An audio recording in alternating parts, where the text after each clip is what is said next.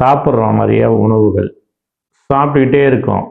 சில நேரங்களில் நம்மளே மீறி அந்த உணவு வந்து இந்த உடல் போதும் அப்படின்னு ஒரு கட்டுப்பாட்டுக்குள்ளே கொண்டு வரும்.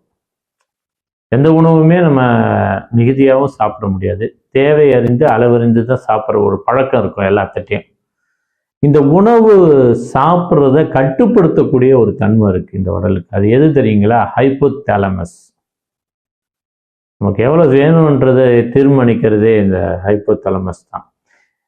ஒரு ஆய்வில் படிக்கும்போது அதுதான் இன்றைய தலைமுறை நினைக்கும் போது கவலை அளிக்குது.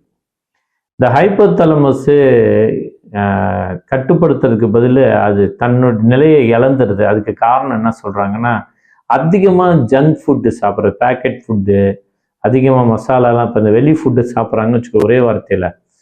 ஸோ கலரிங் ஃபுட்டு, அதிக சுவை ஊட்டிகள் உள்ள உணவுகளை அதிகமாக எடுத்துக்கும் போது இந்த ஹைப்போதாலமஸோட இயக்கங்கள் பாதிக்கும் போது இயல்பாகவே உங்களுக்கு இன்சுலின் செக்ரீஷன் அதிகமாகுது.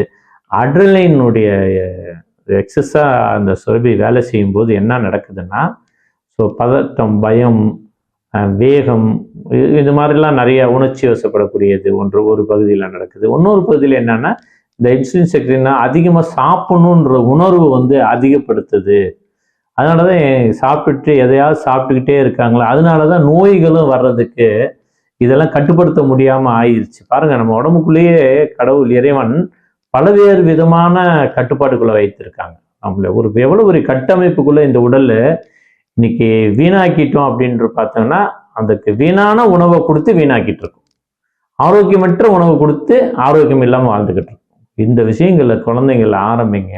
இது மாதிரி நிறைய தலைப்புகளில் ஏற்கனவே ஹைப்போதாலமஸை பற்றி இதனுடைய டெஃபினிஷன் நிறைய ஒரு நீண்ட வீடியோவோடு பேசி வச்சுருப்பேன்.